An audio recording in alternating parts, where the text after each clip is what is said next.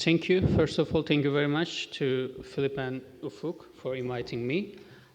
This is a joint paper with Ufuk and also Michael Peters from Yale University. So in this project, we focus on the firm dynamics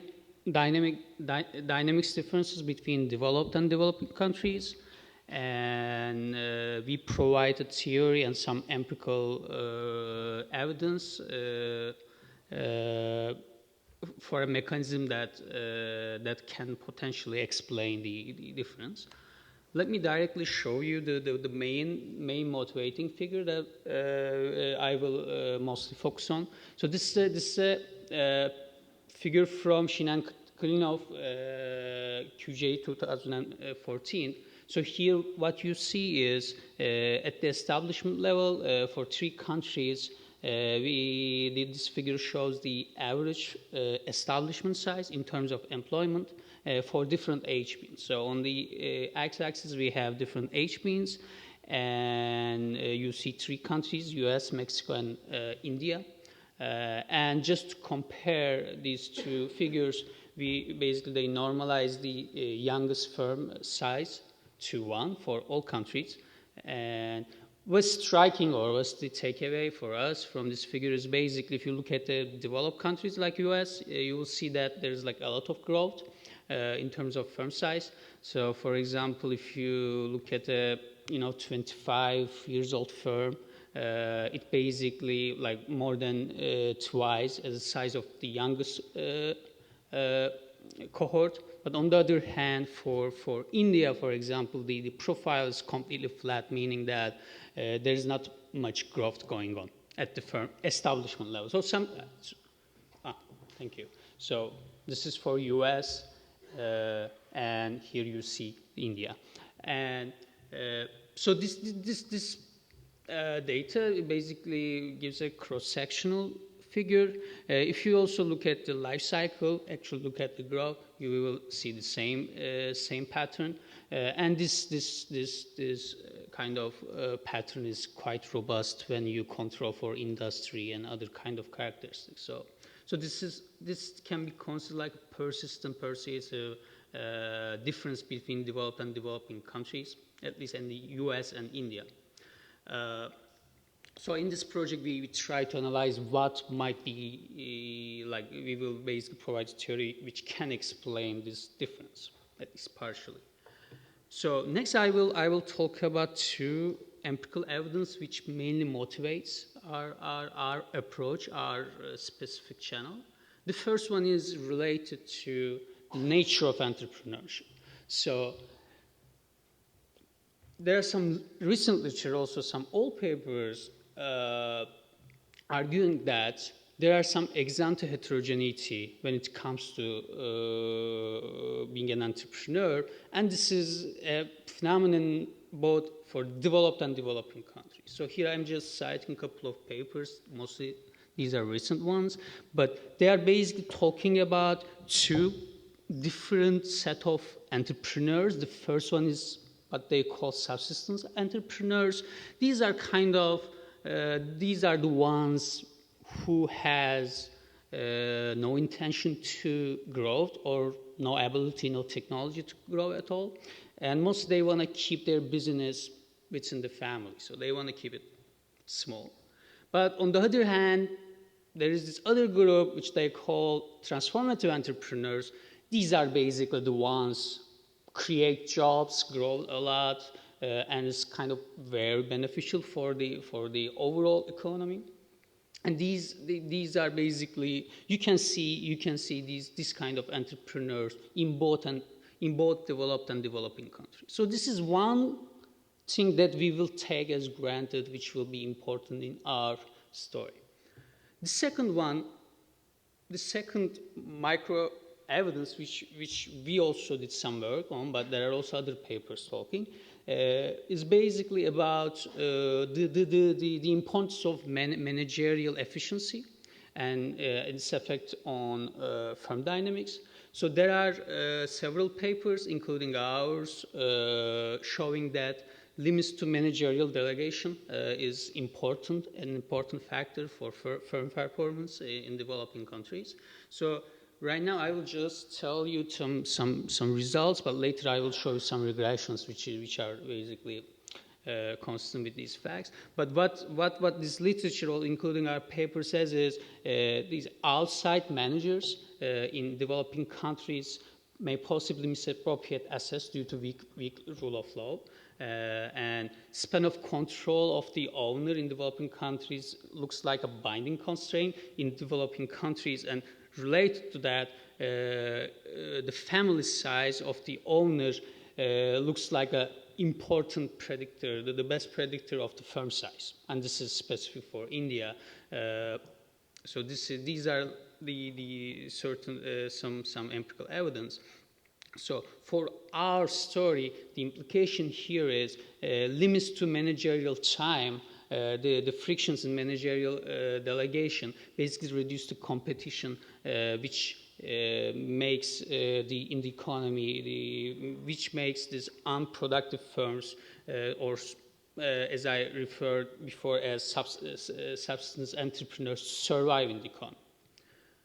So, given these empirical facts, in this paper we first propose a theory which links this managerial delegation issues with the firm dynamics, and which is motivated by this empirical evidence. Then, by using this model, we will try to understand how much of these observed difference between firm dynamics between developed and developing countries can be explained by this specific mechanism. So, for the rest of the talk, I first will introduce the model. Then I will provide some empirical evidence for the mechanism that is implied by the model. Then later, I will also do some quantitative analysis based on through the lens of the model. So let me jump to the theory part. So here, obviously, we are focusing on firms. And for this, we are basically starting with the model laid out in Clett and Corton, 2004. This is basically a firm dynamics model, but it basically takes the Schumpeterian ideas to create creative distraction idea at its center, and the whole firm dynamics in this model basically driven by the creative distraction. And this model will give us nicely this selection and firm dynamics related issues that we want to talk about. But then on top of this, we basically want to think about managers, delegation. So what we will do is basically we will introduce a possibility of hiring an outside manager within this model. So, and this additional piece basically links the delegation or delegation frictions to the firm dynamics and growth incentives. And as I said before, we will use the model for quantitative exercise. So specifically, we will calibrate the model for US and India. Then we will do some counterfactual analysis to tease out how this mechanism might be important.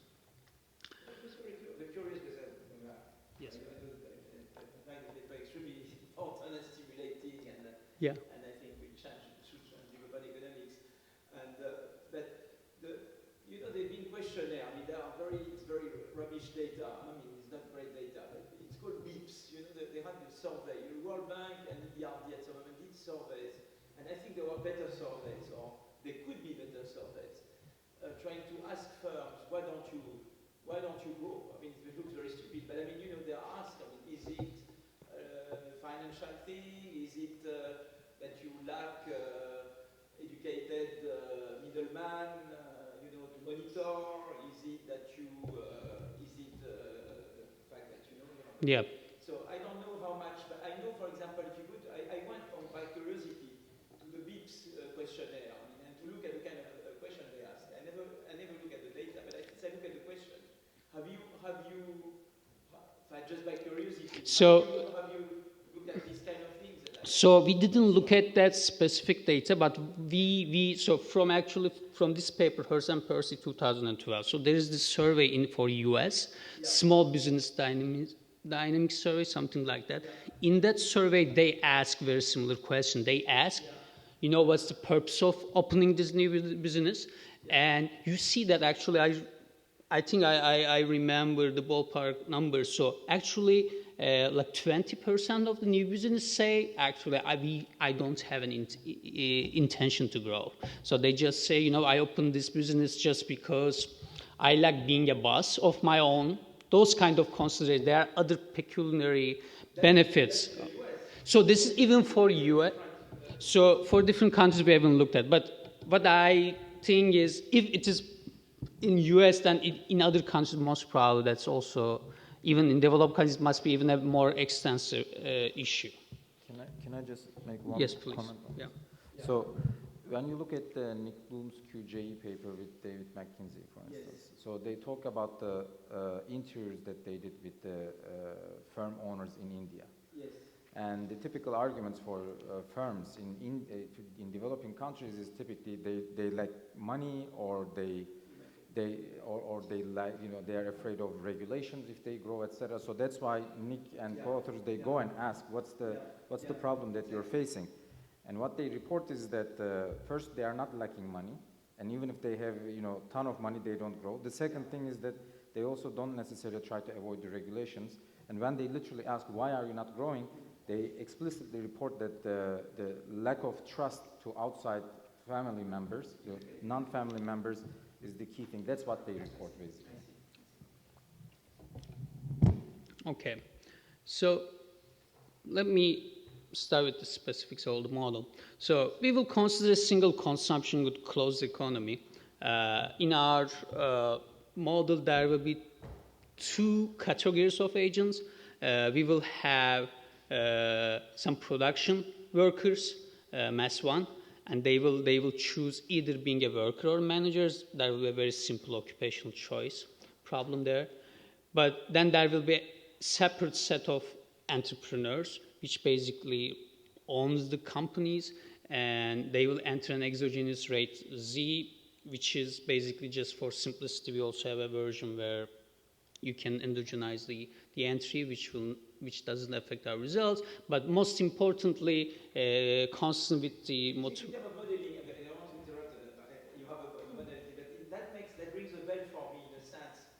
Tirol had this 1986 model on collusion. So you have principal, supervisor, agent, and the issue there is that you want to avoid that the middleman colludes with the agent. And so you could very well imagine, you have this is the model, but a story that you would have in mind. That's my theory part of myself, where you say, well, collusion problems are such that in fact I want to avoid middleman, and because it's very hard to prevent collusion, and as a result, it limits the span of control and it limits the firm growth. There would be a weighting, probably.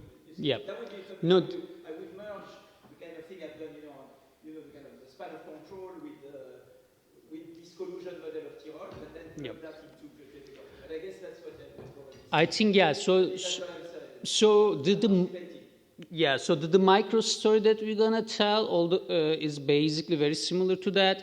Due to the contractual environment, we will think it's very hard to make contract. It's hard to make an efficient contract between the owner and the manager. That's why in developing countries you will not have much incentive to hire manager. But on top of that, in developing countries, the families are bigger, which means you have no contractual problem with your son or with your, So that's kind of the story going on.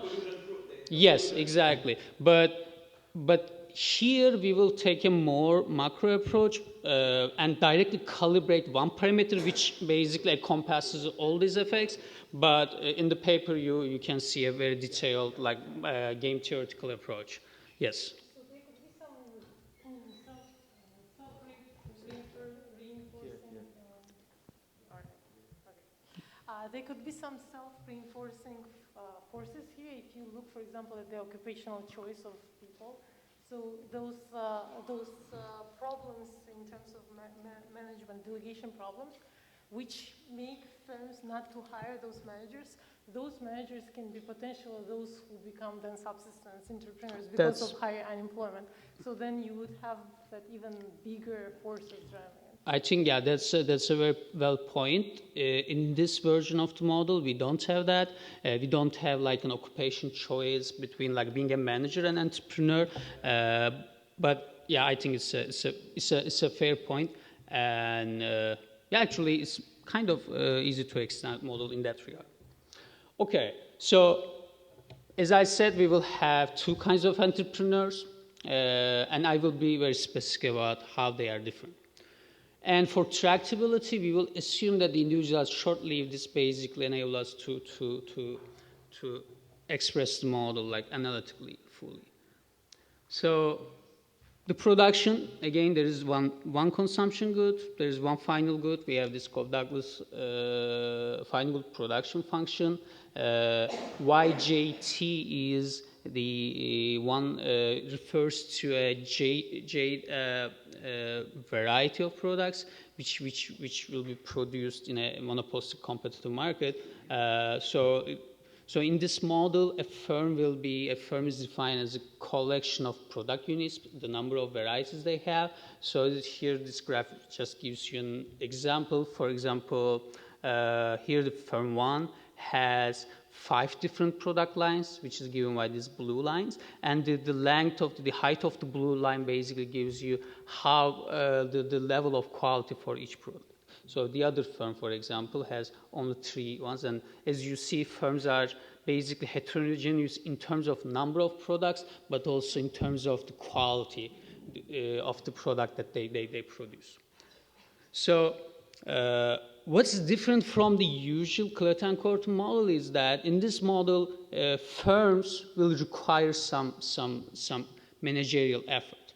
So I will talk more about the source of this managerial effort, but in the production, firms will need some managerial effort, and I am just skipping the actual microstructure, how you can end up with this profit, but maybe, I mean, it's easier for the sake of this presentation just to take this as given, but the profit from a product line J is basically given by, this is a normalized profit, is basically just a concave function of the managerial effort. So, and this is a choice variable which will be determined by the entrepreneur. Okay, now I want to introduce this more. I want to talk more about this E. This managerial service, this managerial efficiency, can be provided by 2 sources. First, entrepreneur may have the resource. So in the model, we will calibrate. We will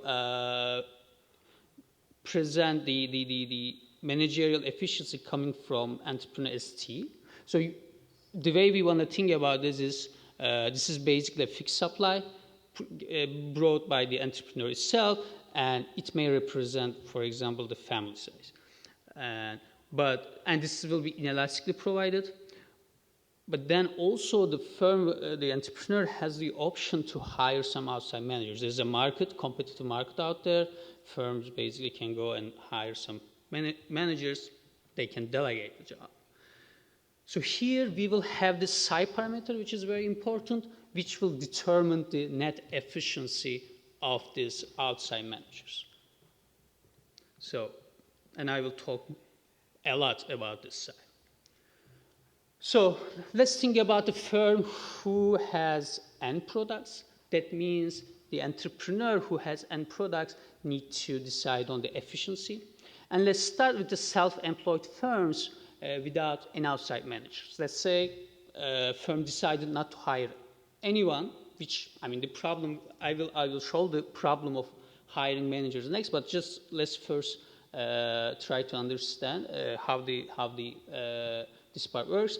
If a firm decides just going with his or her effort without hiring any outside managers, then given that she has fixed supply of resources, she basically distributed it evenly to the end product lines due to the concavity of the production function.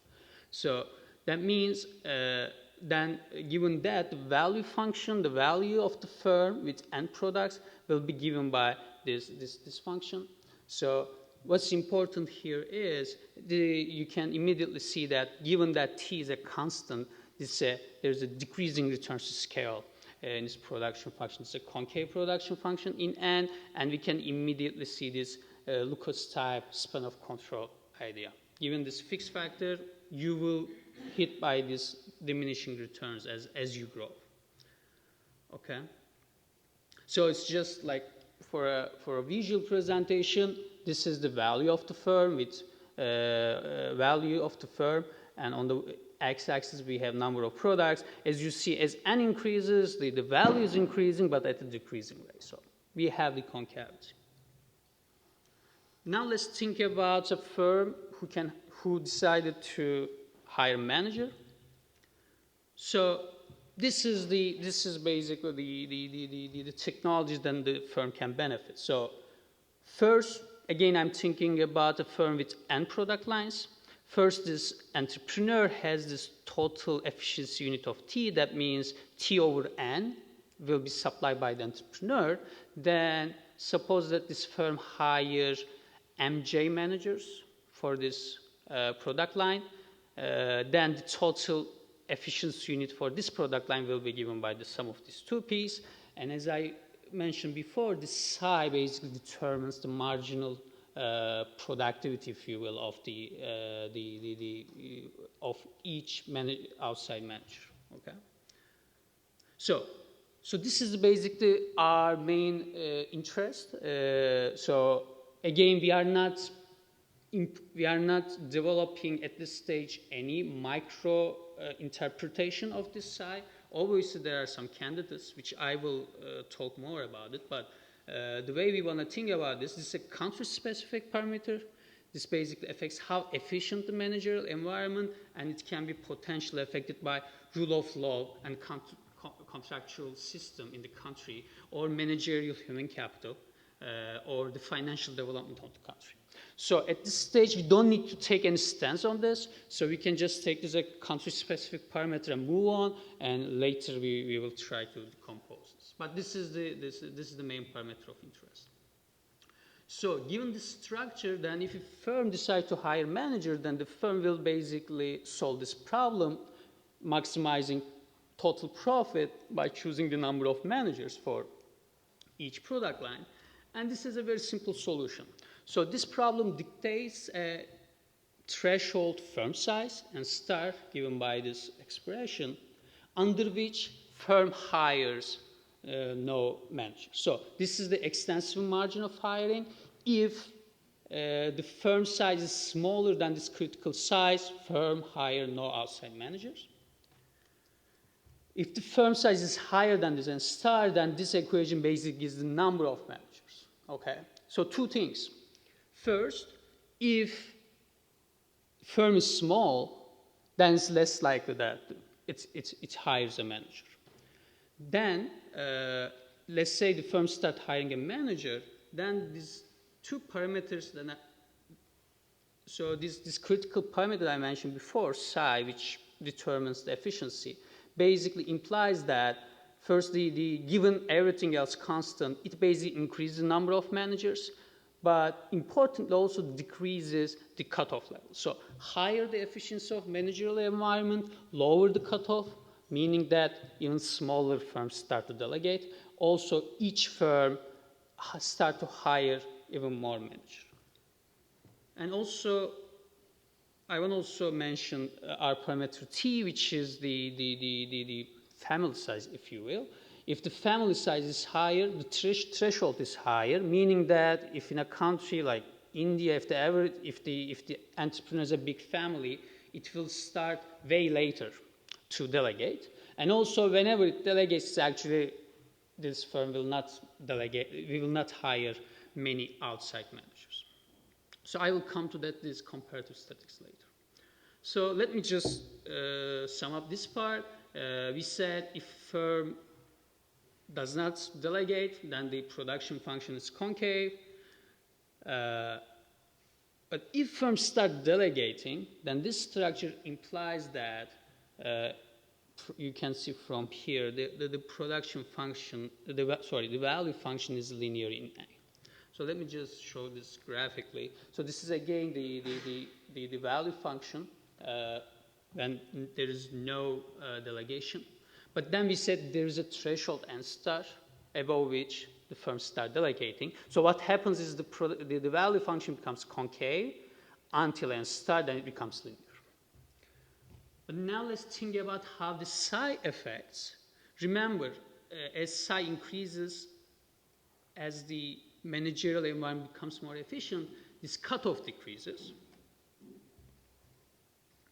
What happens is this cutoff basically shifts to the left, and now we have a smaller portion of the value function being concave, but then the value function becomes even steeper, given this higher psi. So here this delegation, the efficiency of delegation is very important to fight decreasing returns. It makes the value function even steeper. And if you think about, so obviously the slope of the value function is very important for innovation and growth incentives, which will be more clear when I introduce how firm decides on how much to grow. But the thing is, since a better managerial environment gives us a more steeper value function, the firms in a more efficient managerial environment will more likely to grow. They have more incentive to grow. Okay. If you look at something like a trend, I completely buy your story. But if you look at a trend in the US, over the past US and developed countries over the past 30 years, we've seen a flattening of organization. ICT has played a role, obviously, but we've seen a move towards flatter, the machine, there have been various books and papers and evidence on flattening of organizations. And in a sense, is it clear, if you look, is it clear that you have more middlemen in more developed countries than less developed countries? For example, contremaître, as we say, contremaître, monitors, whatever. Is it true that that somehow you have less of them have you looked at direct evidence of the importance of middlemen in various, and whether this trend was more pronounced in US, for example, than in Mexico or in So obviously we look at the managers. I'm not exactly sure when you refer the middleman. Middleman, those are you could say white collars, for example. When you say those who monitor other people, in organizations. Oh yeah. So in that sense, okay. So this is obvious. So this is in our model. Obviously, there are managers, and in data also we see managers. So actually, I think it must be in the appendix. There is a clear negative relationship between being a developed and the share of managers in the economy.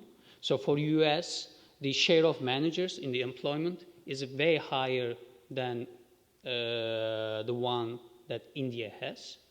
And the managers basically in the... So I'm looking at organizations, okay? Suppose you have degree, you have measures of how flatter they are. For example, I worked on a paper with Van Rienen and Siliboti and whatever, where we look in France and Britain, and we documented and we looked at with Darren actually, and we saw, there is evidence, or you move more towards profit centers and less, or there is U-form and form. There is all these measures of the extent to which you get rid or yep. not of do you have a sense, if someone asks you, look, in the US it's very clear that you've gone, or UK, or France, you've gone towards eliminating the middle guys, okay? Is it the case to a similar extent? Because you could say they're much cheaper. You may have problem with it, but maybe they're much cheaper in India or in whatever, and so that would tend to go against Is there anything on this that you would have looked at or whatever? No, like for developing countries, unfortunately, I'm not aware of any specific data exactly on that. But within, like, for this project, I guess. So direct evidence on span. We know the span has increased a lot. Has it increased the trends of the? Is it something? It's a side thing. I'm not at all. Yep. I love that paper and I buy that story completely. But it's just, you just excite my curiosity. Yeah, so I believe there are some questions about how good the management is, but I'm not sure if they are related to exactly span of control. But in your model, it's slightly different anyway, right? You don't have these different layers the way that, say, Lucas and Rossi Hansberg and those guys do. It's only one layer of managers, just with different product lines, correct? So that's like a slightly different measure of organizational structure, right? So this is direct.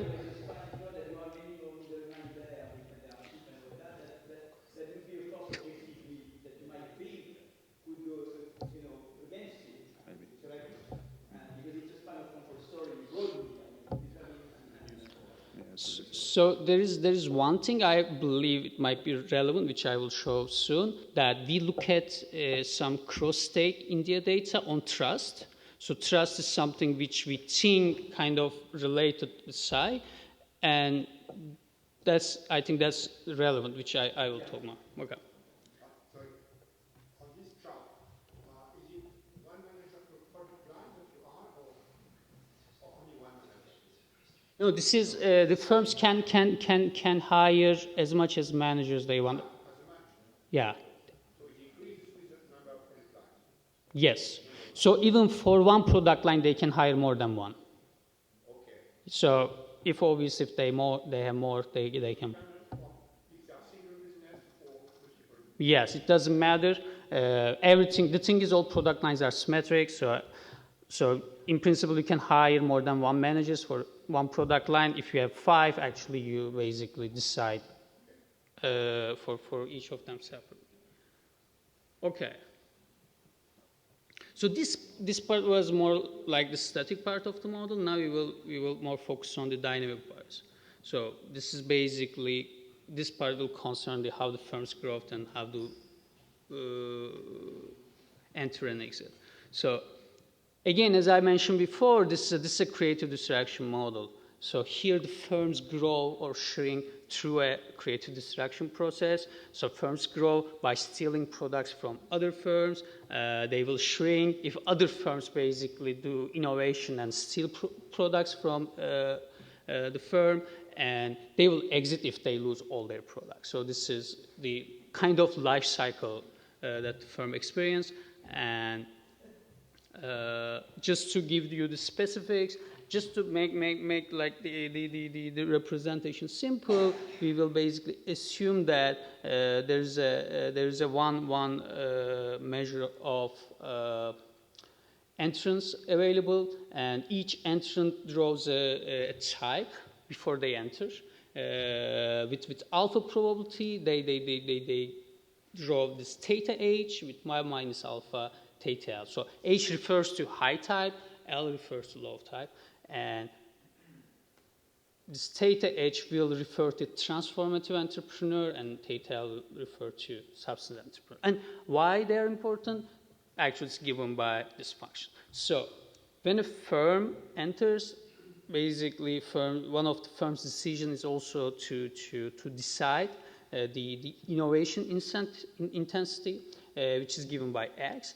And the cost function, we assume this kind of cost function for innovation is so in order to get an X flow rate of innovation, the firm needs to spend on R units, R amounts of final good, and here this N is just the size of the firm, basically just to normalize, make the things stationary. It's kind of the externality coming from the knowledge stock. But what's important here that I want to emphasize is how the theta enters. So here the interpretation of these different thetas and like being a transformative entrepreneur, substance entrepreneur, is that if you're a transformative entrepreneur, you're basically more actually, I'm sorry, this is not cost function, this is the production function. This says higher the theta, your production function is more efficient. So here, transformative entrepreneurs had this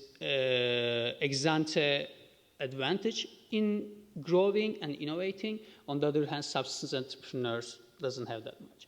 And we just set theta equal to 0 for simplicity, but I should also say this is kind of also consistent with this exact interpretation of subsistence entrepreneurs who doesn't want to grow at all. So this is basically implies that they have no technology to grow. So they just enter into economy and they stay with only one product, and if they subject to creative distraction, then they just exit. Yes? So N is the number of managers. N is the number of product lines. Yes. M is the number of managers. So N is the firm size. Size is just the number of So yeah, so in this model, quality basically, like given our microstructure in the static part of the model, quality doesn't enter anywhere. It's just enough to keep track of the number of product lines, which determines the firm size. So just to give you a sense of how the life cycle works, let's look at this firm F with 4 products with different quality levels. If the firm becomes successful in innovating, then it will add a new product line.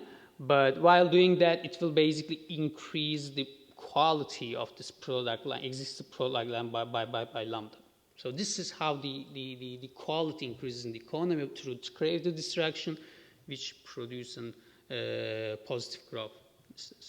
So given the structure, now the firm, given all those value functions that I showed you, now the firm can choose the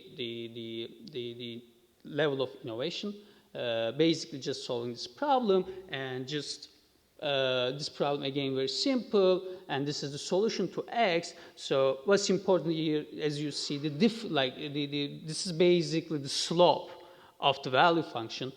Higher the slope, higher the innovation incentive. So again, this goes back to this figure. If you start from this value function, but for some reason, if your side, the efficiency of management increases, then your slope will be higher. That means in that economy also firms want to grow faster, they will innovate faster, okay? So this is basically the overview of the model. So the model has certain predictions that we want to also check with the data. So we have data for an establishment level data for India, and especially in order to understand, in order to see if this the prediction of how psi affect the model. So we basically use some variation in trust level across states of India. So next, what I'm going to show you, basically some regressions, established level regressions, which are all consistent with the model predictions. So let me start with the implications, like a regression which basically relates the decision of hiring a manager. So for this regression, the dependent variable is a dummy variable, 0 or 1. It's 1 if the firm or establishment has at least one manager. So 0 is if it doesn't hire any manager. So this is like an extensive margin. So as you can see, the regression says the higher, bigger the firm in terms of employment, higher the probability of hiring manager. Also, as the size of the family increases, this is basically the household size of the owner of the firm. As the household size increases, the probability of hiring manager decreases. Also, we have cross state level trust measures for India. So the way we want to think about the trust is basically we think it's correlated with our parameter size. So this is, I think.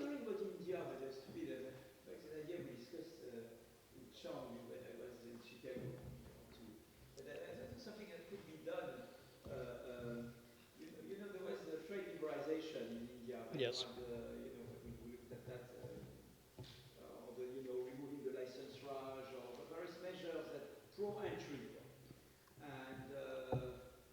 And we, in some work I've done with Iboti and Redding and Burgess, we looked at the differential effects that this would have in different parts of India that have different labor market regulations. But I was just wondering, whether one could not look and say, you have these kind of shocks to liberalization. And whenever you have less, you see what I mean? Wherever you have things like trust that prevent good firms to grow more, Yes. The entry enhancing effect of these measures would be less or something like this. Yes. I wonder that in fact, I think that would be good. Future work would get. No, that sounds interesting. Your thing with our thing, you see what I mean? And look at these kind of things. That would be very exciting. Would you take it in this direction?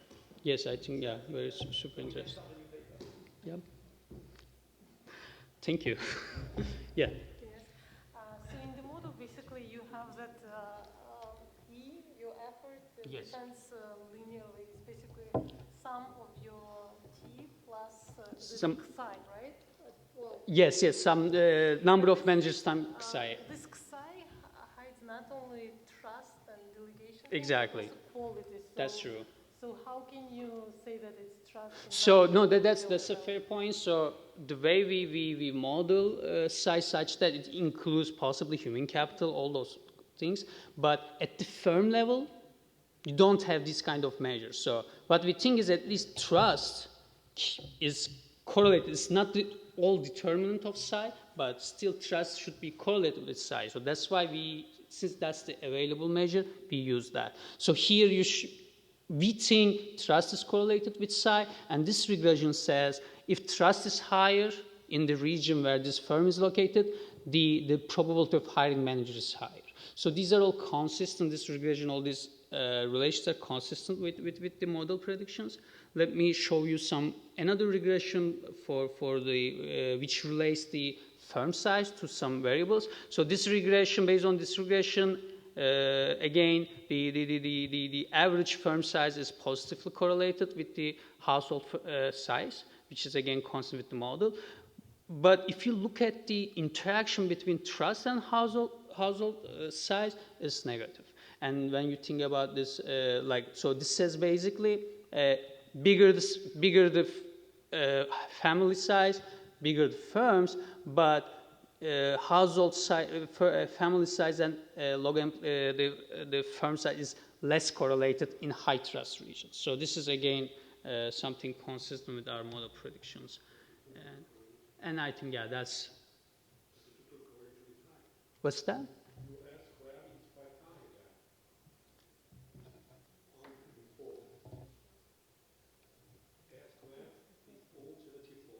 Yes, because these all have some state fixed effects. So this one, I guess, there are other controls that I'm not showing, but we are basically controlling the firm age, all other sorts of possible heterogeneities. That's why R square is also really high. Yeah. Labor market regulations that differ across states. Yes. That could be already a control that takes into account source, right? Yeah, that could be something else. Yeah, it can be unions, or can be. Yeah, that's true. That's a good point. Yeah. So okay, let me now directly jump to these. So I don't have much time, so I will directly show you some quantitative results. So what we do basically, we take this model, we estimate the model, we calibrate the model for US and India. So this is just a summary, and these are the moments that we target. This is the data and this is the model. So we basically did a good job, I believe. And what's here, I just want to emphasize is for US, the delegation benefit, the psi, has a value something just above 0.7, okay? On the other hand, if you do the same estimation for India, this very same value is 0.60. So what we find is for India, the psi parameter is smaller, meaning that for India, the efficiency of managerial environment small. So since I don't have much time, I will not talk much about how we identify this, but again, here, the important moment that you need to consider is the share of managers in the employment. This is basically the main moment which informs this parameter. So again, a couple of figures just to show you how we are doing at matching the data. So this is so if you remember the very first figure that I showed you at the beginning of the presentation, we have the same figures for US and India. Again, we have some age bins here, and this is the average employment which is normalized to 1 for the youngest group. As you see, like the red one is the model, the blue one is the data. We are having a very good match. This is for US, as you see, it's steep, but for India, this is flat, as I showed you before. But so this is something that we haven't targeted, but it shows us how the selection, how serious the difference in selection in this for these two economies. So here what you see is, again, for different age groups, the share of small firms. So here the small firm in the model is one product firm, and in data, we basically take the corresponding size. So what you see is for India, as you look at older and older firms, actually the share of small firms barely decrease. Okay, so they continue to stay small, and they basically constitute a big part of the economy. On the other hand, you basically see a serious decrease in the number of small firms for US. So this is one way of looking at this selection. And another way of basically, which you cannot look at the data, but since in the model we have, you can look at the share of high type firms. So in the model, remember, low type firms, they have no incentive to grow. They basically do not contribute to productivity or anything. It's all high types. So for US, the share, basically, if you look at the entrance, the share starts around 60%, but then around 20 years, basically, the whole economy consists of the cohort which starts here, basically, in 20 years, that all consist of high types. On the other hand, for India, their starting value is lower. That's what we estimate. But also, it takes a lot of time to have these high types to take the economy over. You may say, maybe this is just because you are starting this for India starting from a low value. You can do this comparative static where this is a counterfactual US economy where alpha is equal to the value of India. So meaning that, so this basically says even the starting value share of high types was small in US, it will take just 25 years to get rid of all those low types, okay? And this is now I'm going to just show you the main results. So this is what we are interested.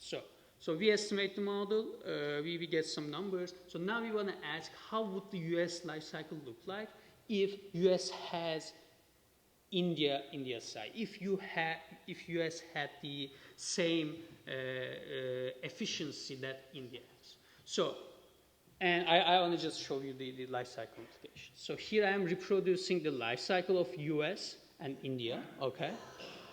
And this blue line is basically the counterfactual US, where the psi is equal to that of India. So this basically, so if you look at the difference, depending on which age being you want to look at, just these differences in psi can explain 30 to 40% of the difference in life cycle.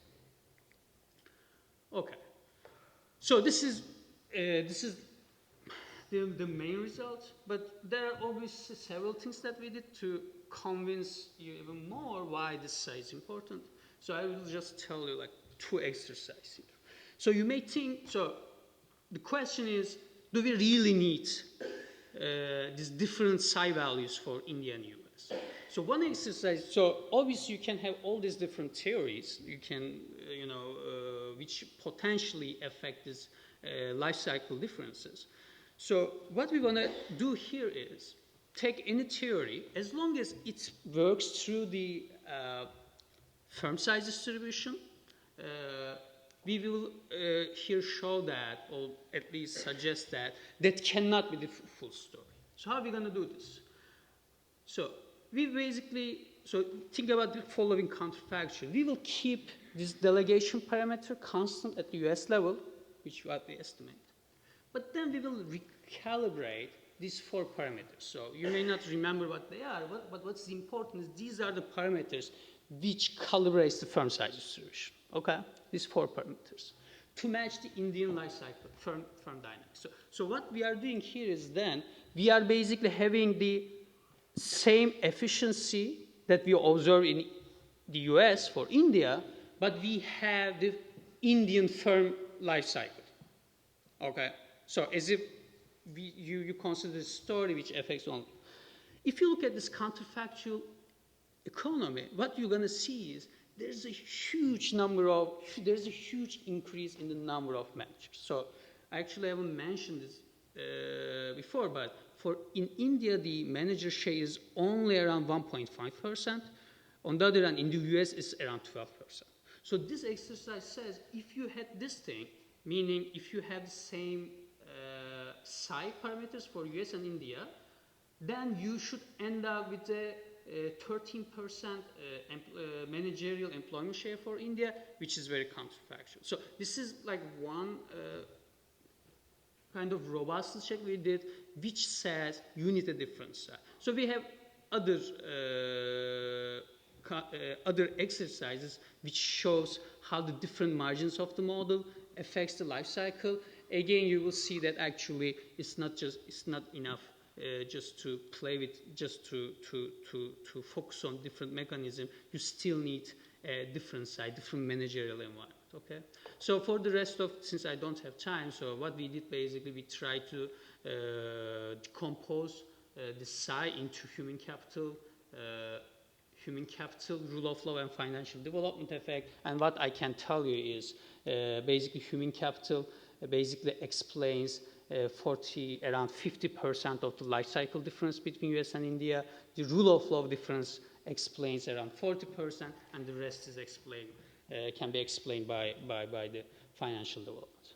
So let me just conclude. So in this paper, we are providing a new theory of firm dynamics, which focusing on selection and the frictions, the managerial delegation.